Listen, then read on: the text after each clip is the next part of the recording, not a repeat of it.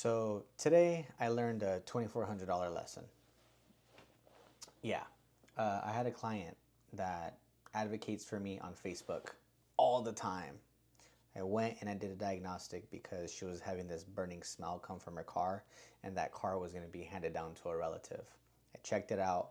Oil filter housing coolant leak, because the oil and the coolant are running through together there. A separate coolant leak. Then there was also some control arm issues, and then the brake fluid was definitely overdue because I used a little brake fluid tester. If you're curious about the parts that I use, I have a link in the description. But I diagnosed everything that I needed to diagnose. I gave her a quote for parts and labor and everything of $2,400. She was completely fine with it. We booked it out a month later. She gave me the dates. I'm like, cool, let's move forward. So now that we're about a week out, I reached out to her because best practice for me is I always ask for the parts, the cost of the parts up front, so I can buy them and then I have them ready to go. And I like to do it about a week out just to make sure I don't run into any delays. And if I do, I have that time frame and that cushion. So they wanted to price check. I said that's completely fine. Some people do, some people don't. So I let her do the price shopping and just told her, let me know as soon as you can. So that way, if you go through me, I got stuff for you.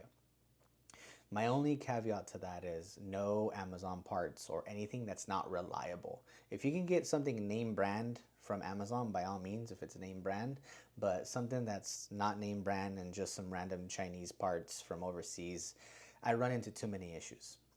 So now that we're about 2 days out, I'm like, hey, what'd you decide on? Then she told me that she was actually sending my pricing to other people from a completely different city. She asked her neighbors, and I was, I guess, overcharging. So I just told her, don't worry about it. If you're not ready, we don't need to schedule it. But the lesson for me here is I could have had a weekend of a bunch of different diagnostics or any other maintenance or repairs that I could have set up, but I took it as it was a confirmed appointment. She took it as a quote and an estimate. So the big lesson for me here is if I'm going to be reserving any type of weekend for a large job like that, I don't make the reservation until I actually have at minimum the money for the parts and the parts in hand.